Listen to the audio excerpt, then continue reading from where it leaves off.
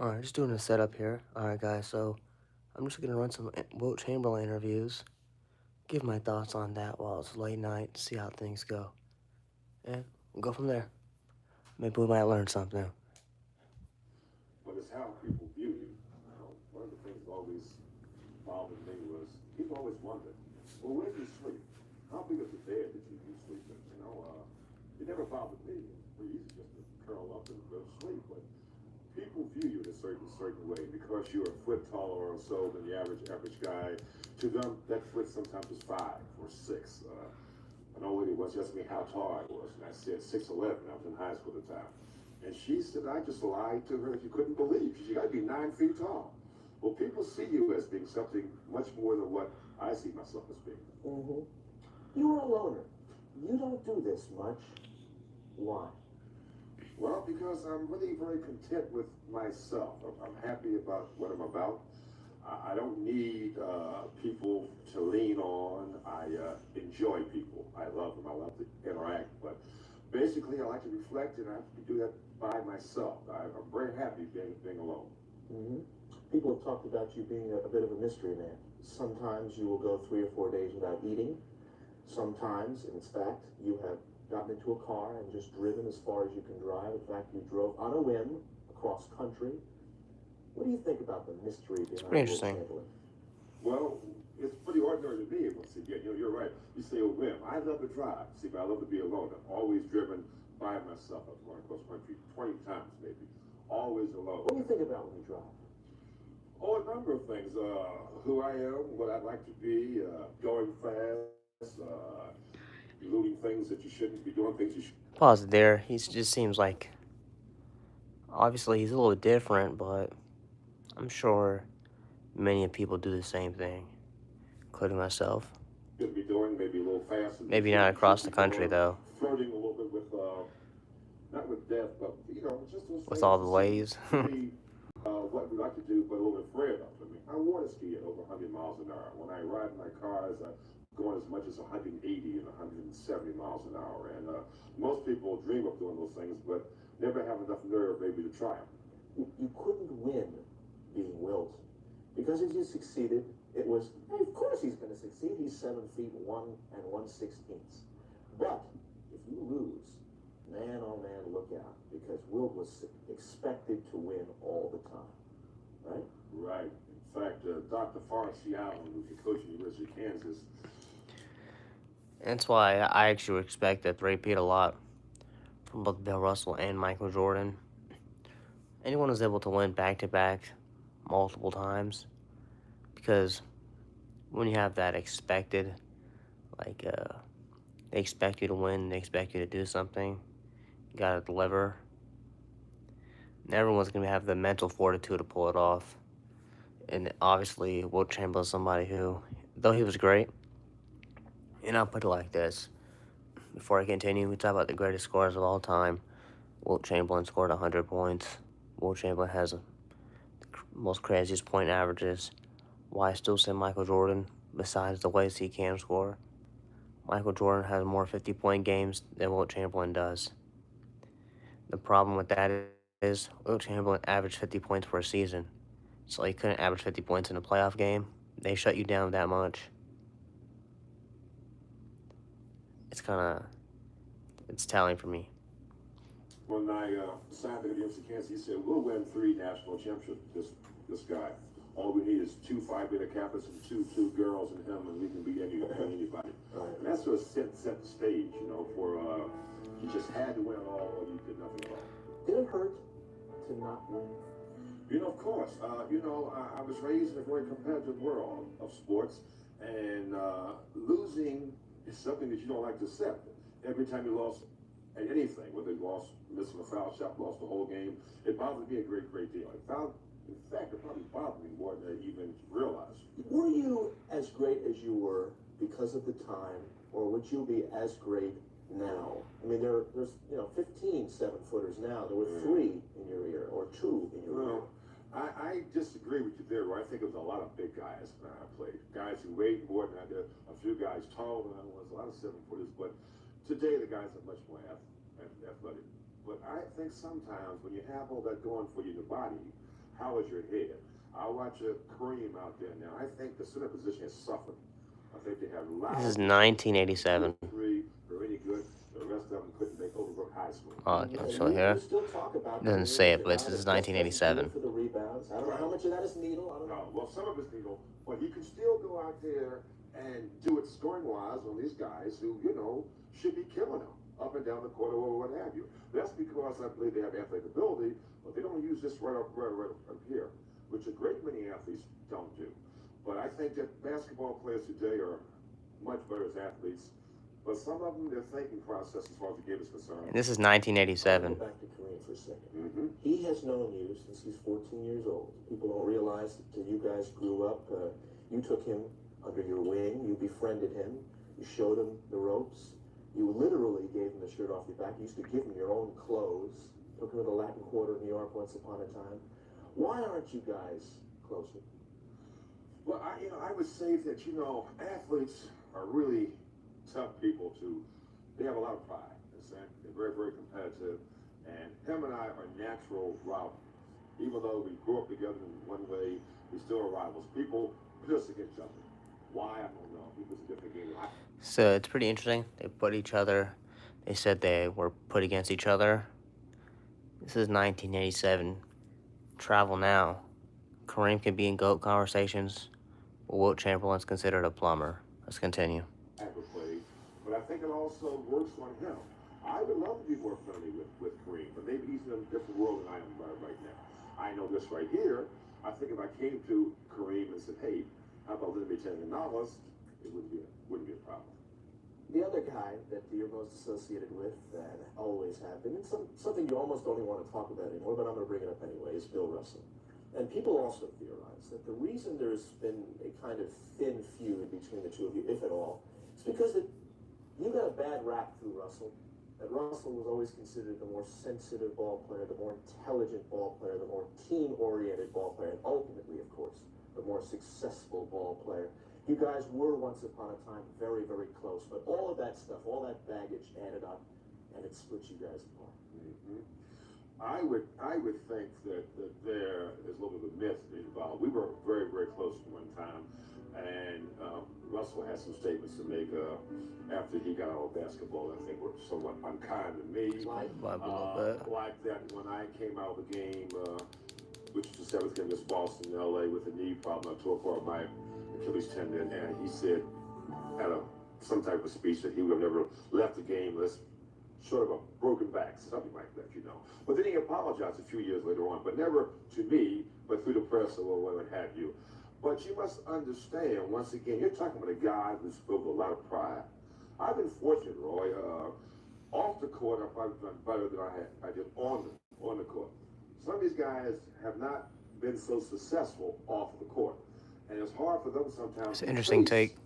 Their contemporaries and look at them the same way they would like to, because they don't feel as comfortable about where they are now in life compared to what they were doing when they were playing basketball. Russell won 11 world championships. He was on a team that won a great many games and was given all the accolades that possible can give. But today, I'm not so sure that he is a very happy man. Will Chamberlain, we know the outer Will Chamberlain. In a few moments, we'll talk about the inner Will Chamberlain after this. I do want to say about Bill Russell and his teammates, like Casey Jones, who averaged, 7 points per game. A lot of his teammates are just Hall of Famers because they were there for the ride. Like, I'm pretty sure Steve Kerr, if I'm not mistaken, is a Hall of Famer. Yeah, he's not a real Hall of Famer. He's not. And that's kind of how a lot of the Celtics players think about this. They won many championships, and there wasn't that much players. That's why they have so many Hall of Famers. At the end of the day, they didn't win championships, really. They weren't winning championships. Bill Russell got there until he left. So Wilt kind of needed him. Said that he's just like any average 7-foot 1-inch black millionaire bachelor. We talk a little bit about Wilt at home because we never get a chance to see Wilt in other areas. People don't know this about you. First of all, as a kid, and I'll say this to embarrass you because I wouldn't want to do that, but that you sucked your thumb till you were in high school. That's right, almost in high school. and that you have really never had a serious relationship before. You are alone, as we said before. There's been little romance and no desire to marry. True? Well, true. I mean, I never believe in closing the door or anything at all. Imagine if we had a true Wilt Chamberlain Jr., a bunch of little Wilts hanging around. It'd be insane. I never say never. I'm from a very successful family of marriage as far as concerned. Maybe not his Married kid almost 50 years. or their kids. And I Later have on the great line, respect for their institution. they'd But I think duplicate in this, today's I world, assume. there's almost no place for it. You know, when they look at you, Will, when everybody looks at you, they see a man who is indestructible. Ever been hurt by a woman? Not really, no. No. Not that I can think of. This nigga lying. Lying. All the ones that say no for whatever reason. But, I mean, is that because maybe you don't let people in as close as you might or could, and that because of that you know, disassociate yourself a little bit? Well, you distance yourself a little bit? I would say maybe there might be a fear of getting too close and then getting hurt. And yeah, that's natural, I think. I think we all have that, you know. But basically, I feel as though that I have to find someone who is comparable. And that's almost impossible for me to do. What scares you? Probably not old age, but not being able to do the things that now I'm capable of doing. Not being able to function as an athlete, not being able to take care of yourself. I think that you can get old gracefully and enjoy it, but being able to do the things that I love to do. It's interesting you say that, growing old gracefully, because Wilt Chamberlain is not afforded that right particularly. You always have to look like you could play. You've even said that before. You're not allowed to become flabby. Does that bother you? Does it frustrate you a little bit? I think that it normally would, but in this case, it helps to give me inspiration, incite me to do the things that are necessary to keep your body in shape and be as healthy as you possibly can. But you're right, sometimes it's tough. It's tough because you realize that people are always looking at you, and they always want to know, well, can he or can he not go out there and play or what have you. When is the last time you cried? Cried? The last time I cried was a friend of mine who had a serious illness, which was a matter of just a couple of weeks ago. See, the point I'm making is that nobody thinks Wilt Chamberlain cries. Nobody thinks Wilt Chamberlain hurts. And there's got to be, because of that, a lot of pent-up stuff somewhere, unless you do it a lot behind closed doors. No, that's, you know, I believe what you're saying is true.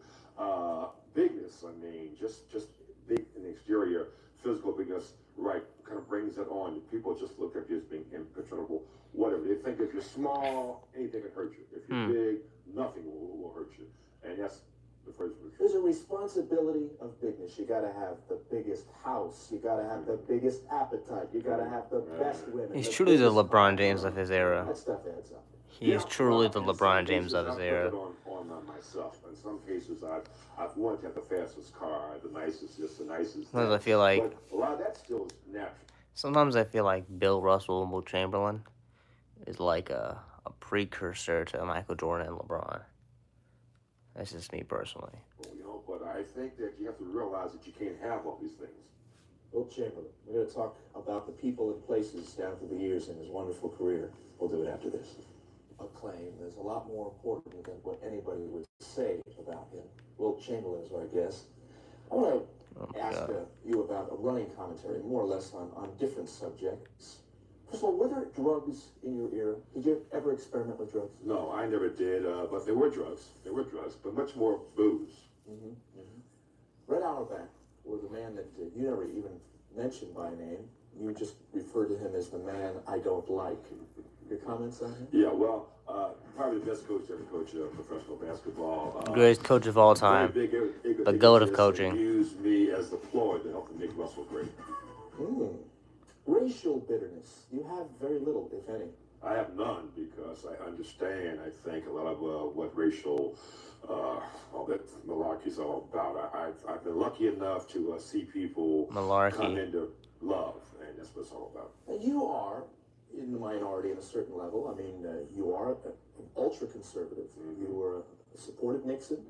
You have come under attack for that. Certainly, you take none of that back. I mean, that's the way I would definitely do it again. Definitely do it again. Why? Why? Still, because I believe very, very strongly at the time that Nixon was the best for our country, and foreign affairs he was the best at it, and we need to get all that together. I believe strongly today that being conservative is the way to go. I'm not really a Reagan fan, but I'm still Republican, I think. What would you say? Here's what I'm trying to get at. What Alright, would you and say let's. if someone said, We got "Tell pretty me deep on something him. about Wilt Alright, that we wouldn't know"?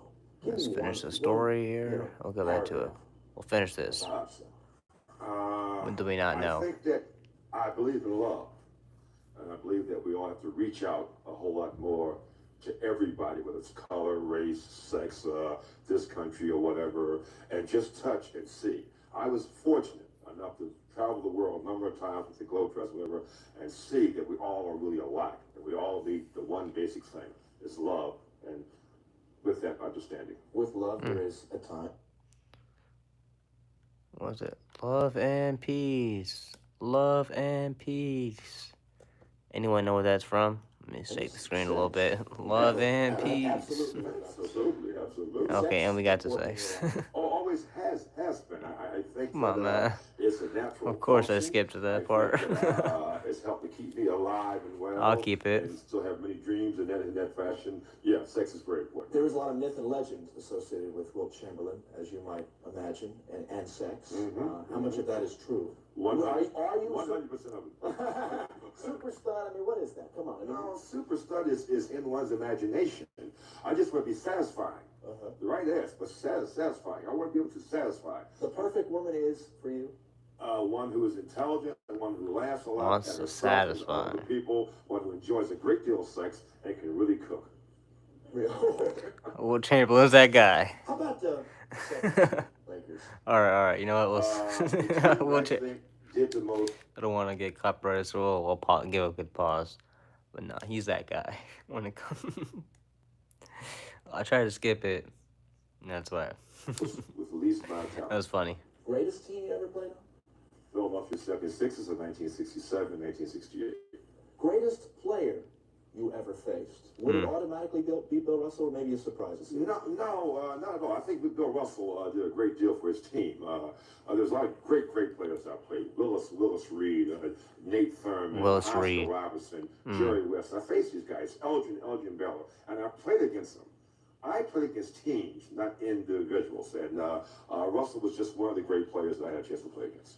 We have 30 seconds left. We always run to the end of this thing, and we ask you to time. So, in some ways, he's saying Jerry, Willis Reed, Elgin Baylor, Oscar Robertson are possibly better than Bill Russell. I think he's just saying that because Bill Russell beat him almost all the time. Tie it all up. What would you like most to be associated with, remembered for the career, and for the myth and legend of Wilt Chamberlain? Well, a big guy that had a lot of compassion. And what I'm doing now in life, Yeah, he I did. try to help a lot of, amateur kids involved in sports. I want to be remembered for trying to give something back from getting so much out of sports. I remember just that. Getting something back. Okay, let's. Last video. Black millionaire bachelor, Wilt Chamberlain. Yeah, that's definitely extreme, but it definitely gets to my point. People sort of bury their heads and say, this guy is going to go away and this and that and other thing. And before you know it, he was the Chancellor of Germany, and we all know the rest, We cannot continue to have our mainstay, which is sports, the thing that I think most of us gravitate to and affects us all sooner or later, continue to go in a direction which is going. Spiraling downward. Spiraling downward, that's exactly right. Sports, we used to say he's a sportsman. It was all good. Everything about sports was really good. I mean, amateur sports and sports in general. But now it has a very bad taste in many people's mouths. Why is it so bad? Other than the 20-second timeout in the commercials that you talk about, what's so terrible? Well, let's take the $120 million that someone may make, and you think, oh, I'm not a sports fan. It doesn't affect me. Well, what about if your doctor goes to the game, picks his family, ticket prices go up twice as much. The next month when you go visit your doctor, your bill has about 15% higher price on it because he has to get that money back from somewhere. So it's the domino principle with. All right, so the thing about Wilt Chamberlain is I disagree with a lot of things he says, but it doesn't mean he's not a thinker. And so even right here, he's breaking it down saying these guys are getting paid too much money. This is 1997. Jordan was getting paid, what, $10 million? What, maybe $30 million at this time? I'm not sure. That's not a lot of money. And he's saying here, he's saying that they make too much money. It's not good for the world. Now, we got basketball players damn near making almost $1 billion. I think he'd lose his mind. Maybe of jealousy. Maybe he's on to something. Which affects us all. And we got to be very, very, the fact is also, are we teaching a society that's all about money? Only a small amount of people make the real money that's we hear about. And they're making it seem like it's all about money and not about the love of what you're doing. But a lot of society is about money. Of course. We can't. Money and disrespect. You're saying, when I tell people that we during our town mainly play for the love of the game, they say hogwash. Hogwash because, understand, when I came along, guys were making $4,000 and $5,000 a year. All of them were mainly college graduates who could go into their own profession and made $8,000 or $9,000 or $10,000, but they played basketball because they loved it. Today, is any guy out there, can he make the kind of money anywhere else other than what he's doing in sports? The answer is definitely not. Well, you used to say a player is entitled to as much money as he can make. This is it right here. And when I ask players, Will, on this show, who are paid hundreds of millions, are you worth that? They say, hey, if they're willing to pay it, I'm willing to take it. Yeah. Well, I think she can get a little bit too weak. I think probably the only guy who's worth, definitely in basketball, the money that he's making, and maybe he should get 10% of everyone's salary, is Michael Jordan. And I mean, I don't say these guys shouldn't go out there and try to get what they should get, but after a while, there becomes a limit, and it makes it look 1997. bad for all the rest of the world. I don't know the month. Michael Jordan, and yet it bothers you when people talk about him as being the greatest player of all time. Well, it bothers me because we all have our opinions, and I don't think that, commensurate with what he's doing, what he's done, and how the game is going today, that he's better than Oscar Robertson, Jerry West, Bill Russell, a number of people. The greatest scorer of all time? Not even. Would you even give him that? Well, you see, what people don't remember was that my first 7 years, I scored a lot of points. Then I stopped scoring on my own volition. I tried to do other things. I was asked to do other things, and that's what I did. For the last 7 years, it wasn't about points to me. It was about trying to do other things. So when they compare The thing is, we me saw with you in, Michael's averaging. we did see Wilt in his prime. And I talked about this before about scoring. Will, you're a great player. That's why I'm watching you here. But when you average 50 points for a for a regular season, you're averaging 50 points, right? 40 points, 50 points, multiple 50-point seasons, damn near. Yet Michael Jordan still has more 50-point playoff games than you. Something's wrong. 31 points for his lifetime. I averaged about 30 points over a lifetime. But I stopped scoring. Understand? Like I'm saying, so if I had continued to score, I would probably be averaging 40 points for my whole lifetime. Does that make me the best scorer? I really don't know. But one thing I do know, that all the years while I was usually scoring all those points, I was leading the league in percentile shooting. And that's also important because if you take all the shots, you should be making the highest percentage. I mean, there are guys like Charles Barkley who shoot 54, 55%. If he shot as much as Michael, he'd be scoring more points. You have the 4 highest averages of all time, and I mentioned at the top of the show, and this is what's stunning to me, to average. And I don't know if people truly... 50 points, 44 points, 38 points. 50 points a game over. Why does Michael Jordan, when it mattered most, why was he able to score more points than you? I'm just saying. This is Juba J here. I'm going to respect my guy. I'm going to give a pushback, and yeah, no. Respect to you for sure, but 50 points a regular season, and you can't duplicate in that playoffs, I'm going to say something's wrong with you or you're scoring. Maybe you're mentally weak.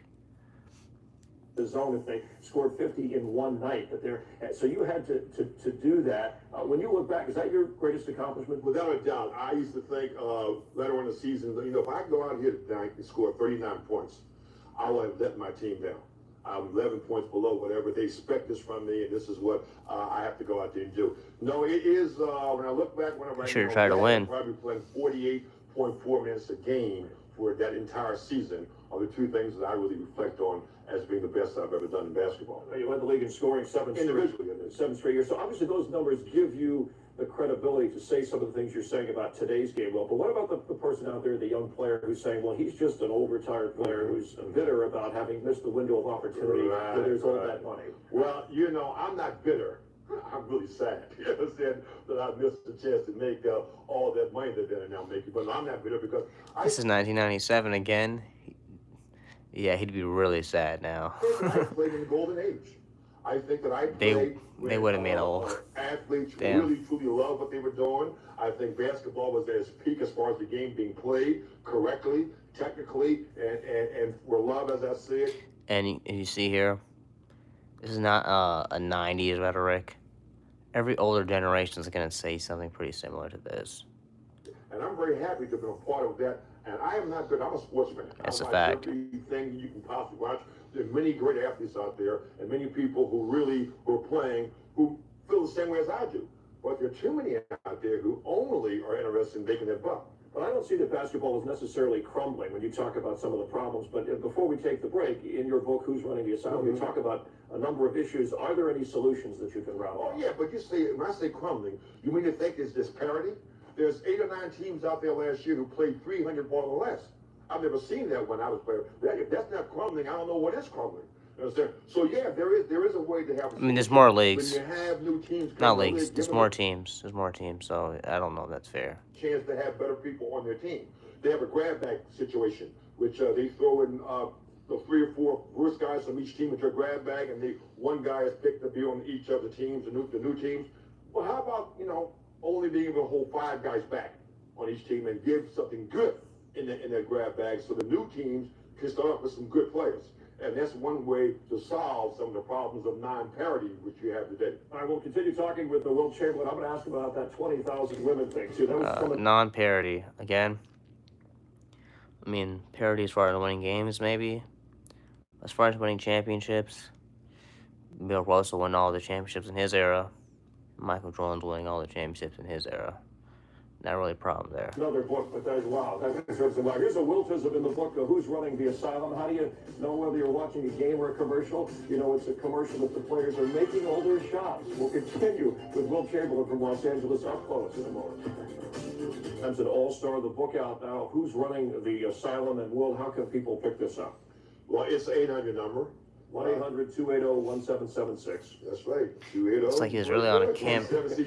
Looks like Wilt was really on a campaign to make these guys get paid less money, it looks like. That's my job. It's what I do. 1976. He'd be You're right. pissed Yeah, right now. proceeds Pissed. Yeah. The proceeds of this book are going to go to the various charities that I'm involved with, and I'm very, very happy about that. And so let's get out here and buy some of these books.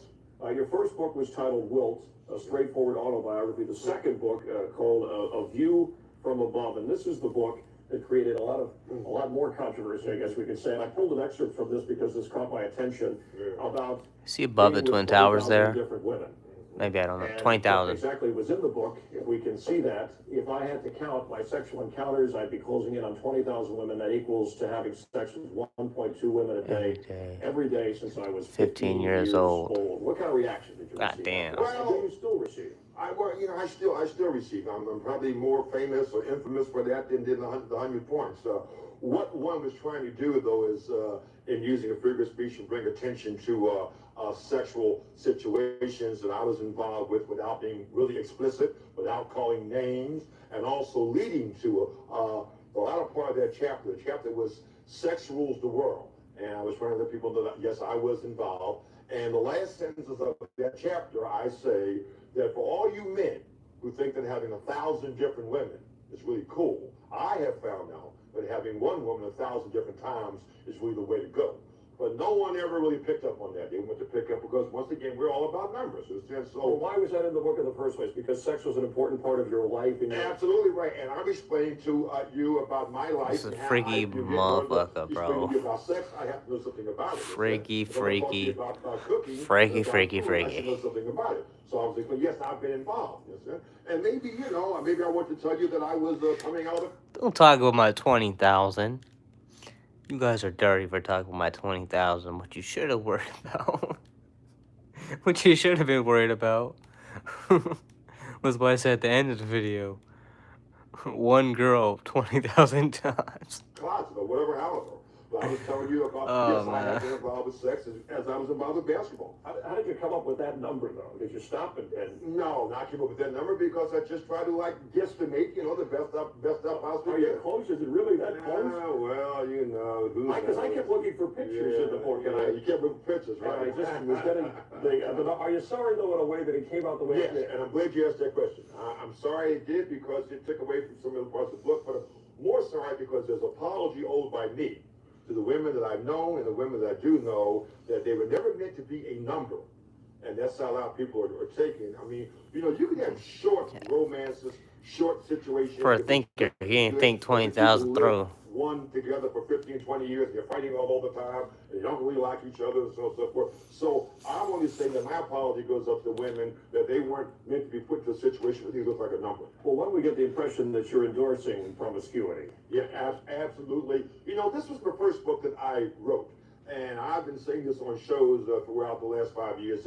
No, I'm definitely not endorsing promiscuity. I'm talking about also, remember, Slow down a an little era bit.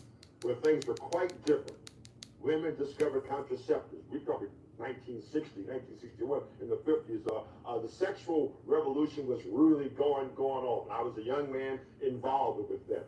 So I was letting people know this is what was happening during my life at that particular time. I should be a little bit more clear on, you know, on today. And again, if you actually like read interviews like this, gems from old players, hit the subscribe button, give me a like.